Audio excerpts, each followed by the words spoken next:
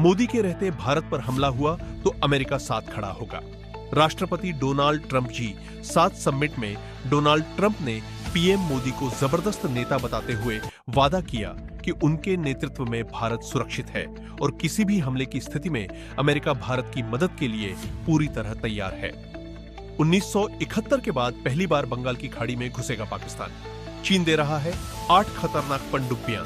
पाकिस्तान चीन निर्मित हंगोर क्लास पनडुब्बियों के दम पर बंगाल की खाड़ी में अपनी ताकत बढ़ाने की कोशिश कर रहा है। एआईपी तकनीक से लैस ये पनडुब्बियां 2 हफ्तों तक पानी के अंदर छिपकर रहने में सक्षम है। रक्षा क्षेत्र में भारत ने रचा इतिहास। स्वदेशी हथियारों का उत्पादन 1.78 लाख करोड़ के पार। भारत का डिफेंस प्रोडक्शन एक साल में 15.6% बढ़कर रिकॉर्ड स्तर पर पहुंच गया है। प्रधानमंत्री मोदी के अनुसार भारत अब 100 से ज्यादा देशों को आधुनिक सैन्य उपकरण और कलपुर्जे निर्यात कर रहा है। महाराष्ट्र में ऑपरेशन टाइगर का बड़ा धमाका। शिंदे गुट ने दावा किया है कि उद्धव ठाकरे के 6 सांसद पाला बदलकर उनके साथ शामिल हो गए हैं। शिंदे गुट के नेताओं का कहना है कि यह ऑपरेशन टाइगर है और जल्द ही महाराष्ट्र की राजनीति में और बड़े बदलाव देखने को मिलेंगे। नीट परीक्षा के दबाव में देश भर में छात्रों की मौत। 21 जून की दोबारा परीक्षा से पहले मचा हड़कंप पेपर लीक और दोबारा परीक्षा के मानसिक तनाव के कारण तमिलनाडु और उत्तराखंड समेत कई राज्यों में मेधावी छात्रों ने आत्मघाती कदम उठाए हैं। नीट अनियमितताओं के बाद अब तक कई होनहार छात्र अपनी जान गंवा चुके हैं। ममता बनर्जी के भतीजे अभिषेक बनर्जी पर गिरफ्तारी की तलवार। हाईकोर्ट ने अरेस्ट वारंट से हटाई रोक। मध्य प्रदेश हाईकोर्ट ने मानहानि के एक पुराने मामले में टीएमसी सांसद अभिषेक बनर्जी की गिरफ्तारी पर लगी रोक हटा दी है।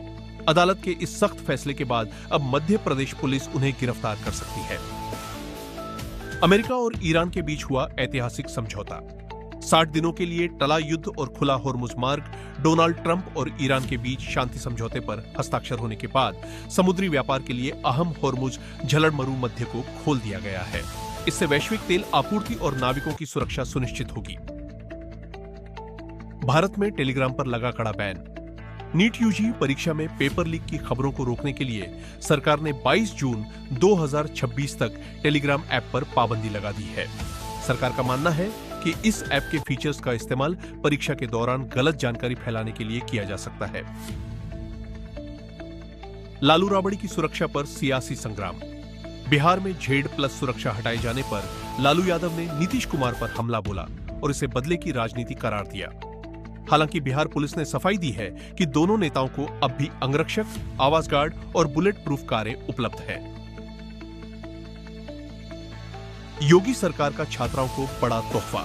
उत्तर प्रदेश में मेधावी छात्राओं को मुफ्त स्कूटी देने के लिए रानी लक्ष्मीबाई योजना के नियम तय कर दिए गए हैं।